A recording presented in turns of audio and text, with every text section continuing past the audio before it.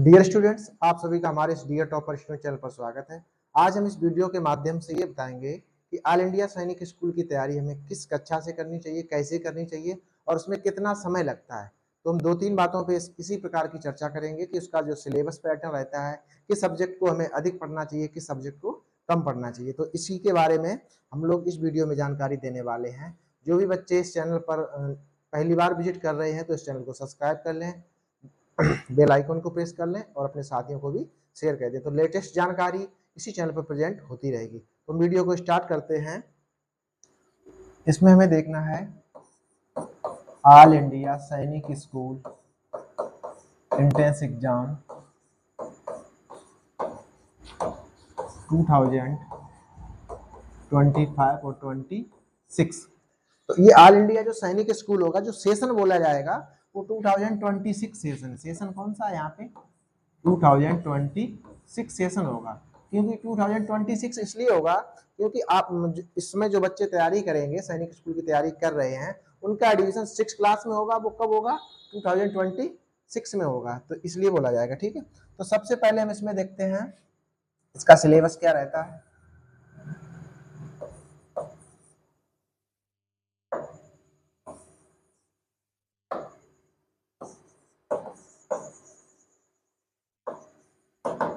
इसका जो सिलेबस है, तो सिलेबस में कौन कौन से सब्जेक्ट रहते हैं उस पर हम बात करेंगे। सिलेबस में सबसे पहले रहता है मैथमेटिक्स। क्या रहेगा? सिलेबस में सबसे पहले रहता है मैथ का जो सिलेबस है, मैथ के सिलेबस में लगभग 50 क्वेश्चन रहते हैं। कितने क्वेश्चन रहते हैं?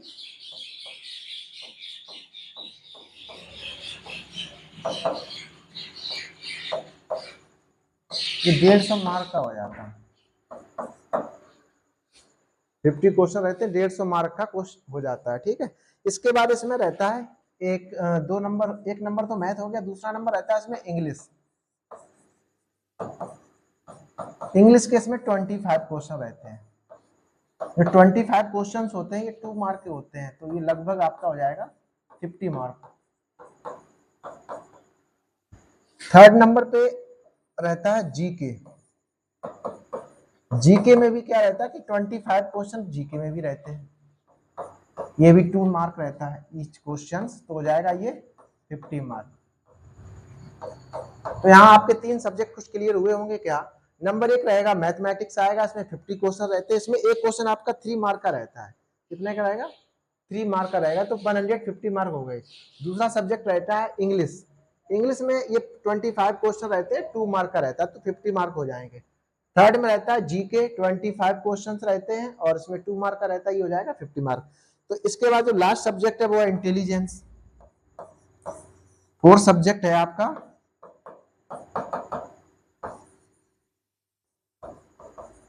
इंटेलिजेंस, ये भी आपके 25 क्वेश्चन रहते हैं। ये भी आपका 2 नंबर का रहता है। 25 क्वेश्चन रहते हैं, ये 2 नंबर का आपका रहता है, तो ये भी आपका हो जाएगा 50 मार्क का। तो ये बात कुछ यही क्लास 6 के लिए सिलेबस है। ये जो सिलेबस है किसके लिए है? वो क्लास 6 के लिए है। जो 9th का सिलेबस है वो उससे कुछ डिफरेंट रहता है। जो 9th क्लास का एंट्रेंस एग्जाम सिलेबस है ऑल इंडिया सैनिक स्कूल का, वो थोड़ा डिफरेंट रहता है। ये 6 क्लास की हम बात करते थे। तो यहाँ पे आपके टोटल सब्जेक्ट कितने हो गए? 4 सब्जेक्ट हो गए। तो यहाँ पे अब आप नंबर ऑफ क्वेश्चन देखोगे तो ये 50 plus total number of question, total question कितने होंगे आपके? 125 क्वेश्चन हो गए। ठीक है, और टोटल मैक्सिमम मार्क कितने हो गए? ये हो गया 300 का होगा। कितना हो जाएगा? 300 मार्क्स। ये बात हो गई। अब यहाँ पे जो टाइम ड्यूरेशन है वो मिलता है आपको 150 मिनट्स। यहाँ पे टाइम कितना मिलता है?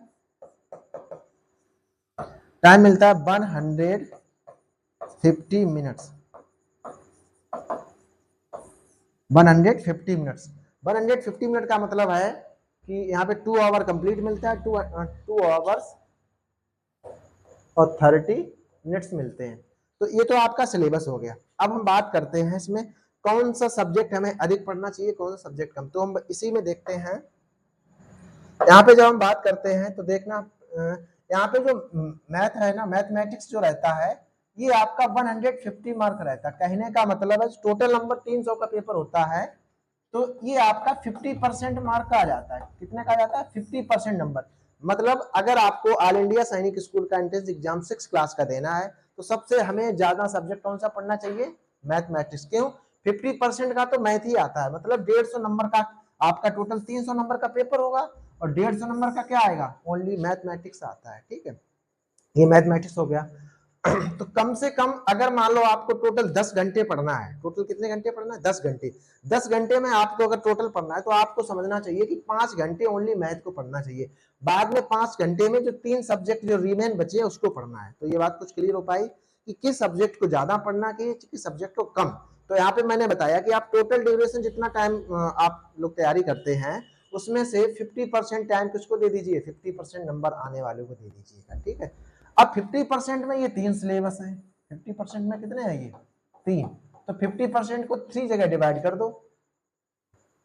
ठीक है, तो यहाँ पर ये हो गया। और इसमें भी जो अब इसमें नंबर 1 पे किसको पढ़ना चाहिए? मैथमेटिक्स को पढ़ना चाहिए। दूसरा नंबर आता है, यहाँ पर आप दूसरे नंबर की बात करेंगे तो जो इंटेलिजेंस दिखता है आपको, इंटेलिजेंस क्या है? ये किसी भी क्लास में सिलेबस नहीं रहता है। जैसे मान लीजिए हम के मैथमेटिक्स है ना, तो मैथमेटिक्स का जो सिलेबस है वो आपने क्लास सेकेंड में पढ़ा, थर्ड में पढ़ा, फोर्थ में पढ़ा, फिफ्थ में पढ़ा। तो ये जो मैथमेटिक्स आता है तो कम से कम आपको क्लास सेकेंड थर्ड के जो सभी रूल्स रहते हैं, इंटीजर के, फ्रैक्शन के, काफी जितने भी चैप्टर्स टोटल चैप्टर हैं सबके बेसिक रूल और बहुत जो सिंपल मेथड वाले हैं वो सभी कंप्लीट होने चाहिए। तो इसके लिए आपको क्लास सेकेंड से लेकर फिफ्थ तक का जो मैथ है वो आपको तैयार होना चाहिए। इंटेलिजेंस की जब बात करें, ये सबसे सिंपल सब्जेक्ट है और खास कर ये इसलिए महत्वपूर्ण है क्योंकि इसमें से अगर मान लो 25 क्वेश्चंस आते हैं तो अगर ये आप सही से तैयार कर लोगे तो कम से कम 20 क्वेश्चन आप आसानी से कर सकते हो। मतलब इसका सिलेबस बहुत सिंपल रहता है और ये इसलिए जल्दी कवर हो जाता है। पहली बात, इसको आपने किसी क्लास में पढ़ा नहीं है क्योंकि सेकंड थर्ड में पढ़ा नहीं, तो लेकिन वो जो किसी सब्जेक्ट को जो हम पहली बार पढ़ते हैं तो वो थोड़ा अंदर से मन लगता है कि इसको ज्यादा पढ़ लिया जाए। तो इसलिए बच्चे इंटेलिजेंस में अच्छे नंबर लाने के लिए ये सिंपल सब्जेक्ट भी है, दूसरे नंबर इसको पढ़ना चाहिए। थर्ड ना, तो आपकी बात क्लियर हो गई। मैथ्स को फर्स्ट नंबर पे, दूसरे नंबर किसको पढ़ना चाहिए? इंटेलिजेंस को। अब बात आती है थर्ड नंबर की। थर्ड नंबर की बात आती है इंग्लिश में। इंग्लिश में क्या होता है कि इंग्लिश का इसमें ग्रामर पोर्शन होता है। इंग्लिश में क्या होता है? ग्रामर पोर्शन होता है, कुछ पैसेज वाले क्वेश्चंस रहते हैं। तो इसमें अच्छी तरीके से जो क्लास थर्ड फोर्थ फिफ्थ वाला जो आपका जो सिलेबस है वो हमें अच्छी तरीके से आना चाहिए, मैथ इंग्लिश वाला। ठीक है, तो इसमें इंग्लिश का सिलेबस है जो ग्रामर है, खासकर आपको अभी मैं कुछ एग्जाम के इंपॉर्टेंट टिप्स भी बताएंगे जो लास्ट में, उसको भी आप ध्यान से जब समझेंगे तो आपको समझ में अच्छी से आ जाएगा। इंग्लिश का जो सेकंड से लेकर आपने फिफ्थ क्लास तक इंग्लिश पढ़ा है उसकी ग्रामर अच्छी तरीके से आनी चाहिए, आपकी वर्ड पावर अच्छी होनी चाहिए, हर वर्ड का हिंदी इंग्लिश मीनिंग क्या होना चाहिए ये थोड़ा अच्छी तरीके से होना चाहिए। अब फोर्थ नंबर पे आता है हमारा क्या? जीके। जीके में क्या होता है कि जीके में जो आपके 25 क्वेश्चंस रहेंगे, जीके एक टिपिकल सब्जेक्ट रहता है क्योंकि जीके में लगभग 5 से 10 5 क्वेश्चंस जो 25 क्वेश्चंस रहते हैं ना। हम नेक्स्ट पेज पे चलते हैं।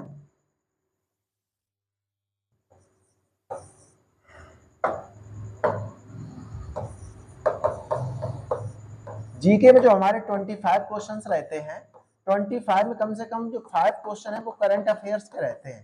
करंट अफेयर्स के मतलब कि पिछले एक साल में जो भी लेटेस्ट घटनाएं होती हैं नेशनल और इंटरनेशनल में, उससे रिलेटेड 5 क्वेश्चंस आते हैं।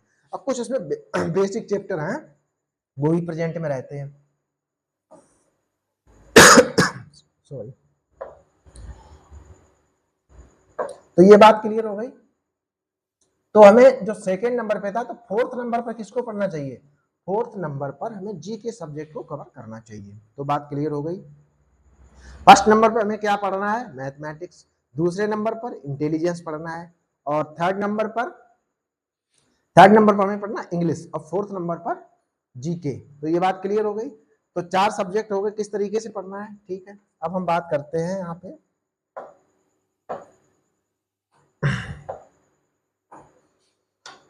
जो सैनिक स्कूल की तैयारी है वो किस क्लास से करनी चाहिए। जैसे बच्चे का एडमिशन 6 क्लास में होता है, जब बच्चे का एडमिशन 6 क्लास में होता है तो तैयारी हमें कम से कम, देखो यहाँ पे जो 6 क्लास का सिलेबस होता है, तो जो यहाँ पे जो सिलेबस है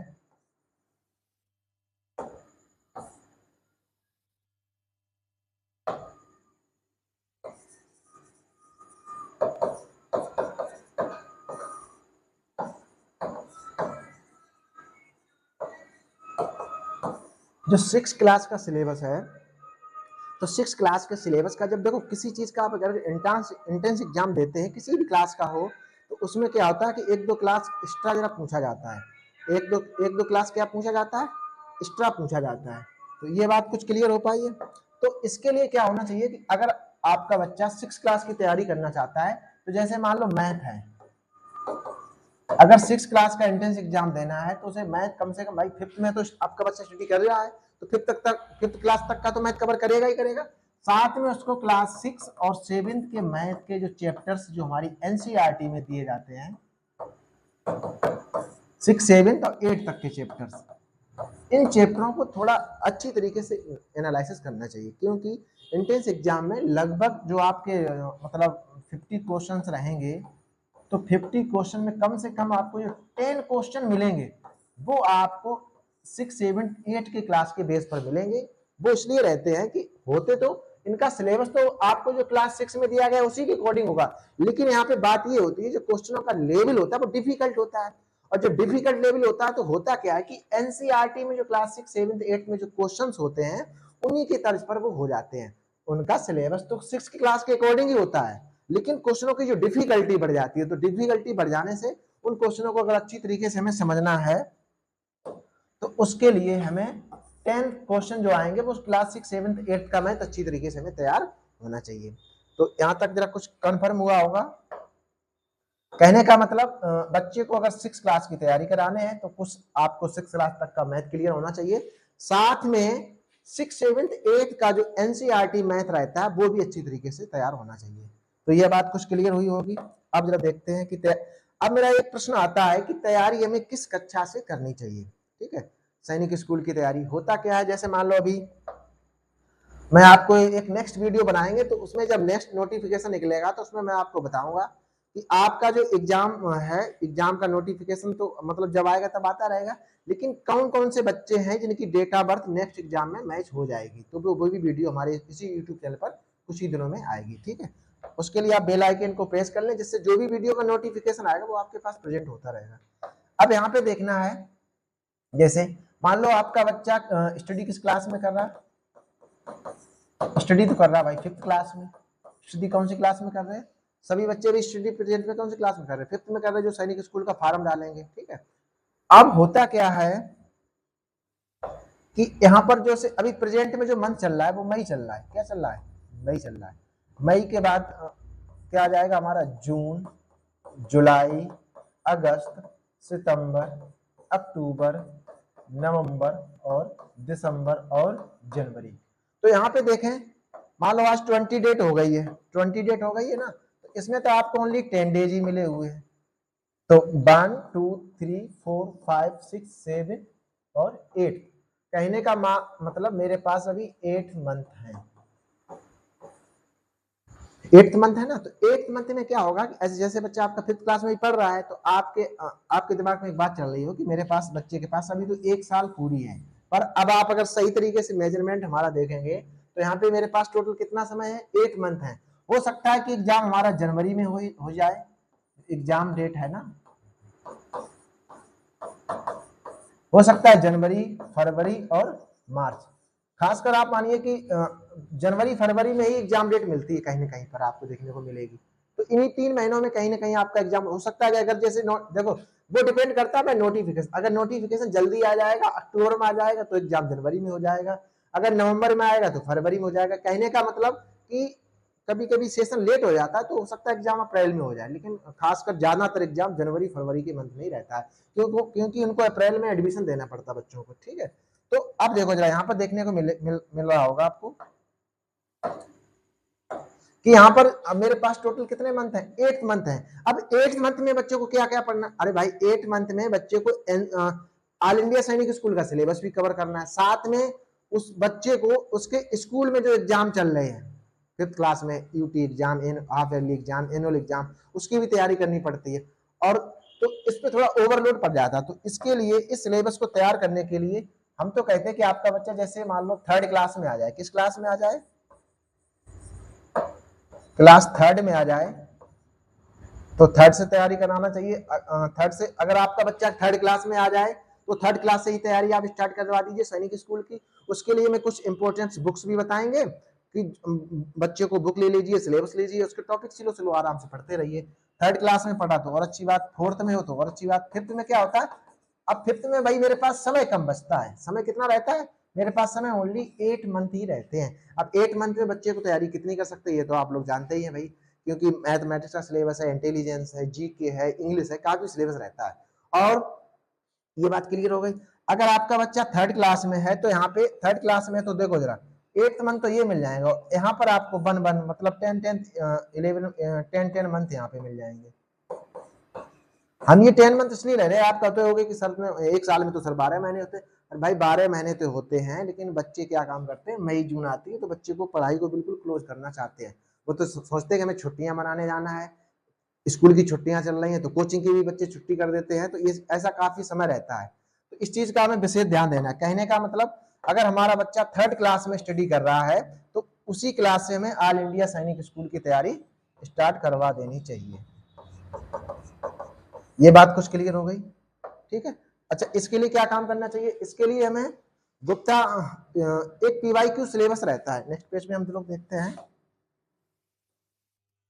इसके लिए हमें क्या काम करना चाहिए, पीवाईक्यू जो पेपर रहते हैं, जो ऑल इंडिया सैनिक स्कूल का एग्जाम होता है, कम से कम 5 ईयर जो ओल्ड क्वेश्चन पेपर रहते हैं, 5 ईयर ओल्ड क्वेश्चन पेपर जो रहते हैं, आप लोग क्या काम करें, जैसे बच्चा 5th क्लास में पढ़ रहा है तो उसके लिए थर्ड क्लास में पढ़ा है तो 5 ईयर ओल्ड क्वेश्चन पेपर की एक बुक ले लीजिएगा। उसमें क्या होता है कि जो ओरिजिनल क्वेश्चन पेपर होंगे वो प्रेजेंट होंगे, तो वहां पे जैसे मैथ का क्वेश्चन, जैसे मान लो जो मैथ के क्वेश्चंस जो रहेंगे हमारे पास, जो सब्जेक्ट है जैसे मैथ रहेगा,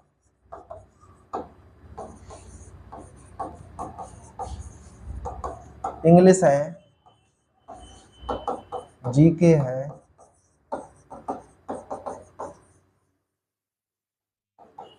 इंटेलिजेंस है, तो ये जो सब्जेक्ट रहेंगे इसमें से क्या होगा, जैसे मान लो बच्चा आपका थर्ड क्लास में पढ़ रहा है तो जब आप ये वाला ओल्ड क्वेश्चन पेपर देंगे तो जो टोटल क्वेश्चन होंगे तो उसमें से लगभग 50% क्वेश्चन सिंपल होते हैं कि आपका बच्चा थर्ड क्लास वाला इसमें से काफी क्वेश्चन कर लेगा, सिर्फ इंटेलिजेंस को छोड़कर। क्यों, क्योंकि ये इंटेलिजेंस किसी सब्जेक्ट में किसी क्लास में सब्जेक्ट के रूप में नहीं रहता, ये नया सिलेबस रहता है। तो इन सब्जेक्टों में अगर आपका बच्चा थर्ड में पढ़ रहा है तब भी इन क्वेश्चनों को सोल्व कर लेगा, अगर आपका बच्चा 4th क्लास में पढ़ रहा है तब भी इन क्वेश्चनों को कर लेगा, और जब बच्चा 5th क्लास में पढ़ रहा है तब भी इन क्वेश्चनों को सोल्व कर लेगा। पर होता क्या है कि अगर आपका बच्चा थर्ड क्लास में तो मान लो यहाँ पे 20% क्वेश्चन सोल्व कर लेगा, अगर आपका बच्चा 4th क्लास में प्रेजेंट है तो आप कहोगे कि कम से कम 30% क्वेश्चन को सोल्व कर लेगा, अगर आपका बच्चा 5th क्लास में स्टडी कर रहा है तो लगभग 40% से लेकर 50% तक क्वेश्चन क्या कर लेगा, सोल्व कर लेगा। लेकिन एग्जाम के लिए हमें कम से कम 70 से 80% नंबर चाहिए। तो ये जब आपके पास पीवाईक्यू सिलेबस रहेगा तो अच्छी तरीके से वहां से तैयारी हो जाएगी और बच्चे को ये पता हो जाएगा कि किस चैप्टर से कितने नंबर का क्वेश्चंस आते हैं उसमें, और क्वेश्चनों का क्राइटेरिया क्या क्या रहता है, डिफिकल्ट क्या रहता है, सिंपल वे भी रहते हैं, कुछ हार्ड वे भी रहते हैं, ठीक है। तो ये बात क्लियर हो गई, यहाँ से इतना पूरा क्लियर हो गया। साथ में एक सिलेबस बुक भी ले लीजिएगा।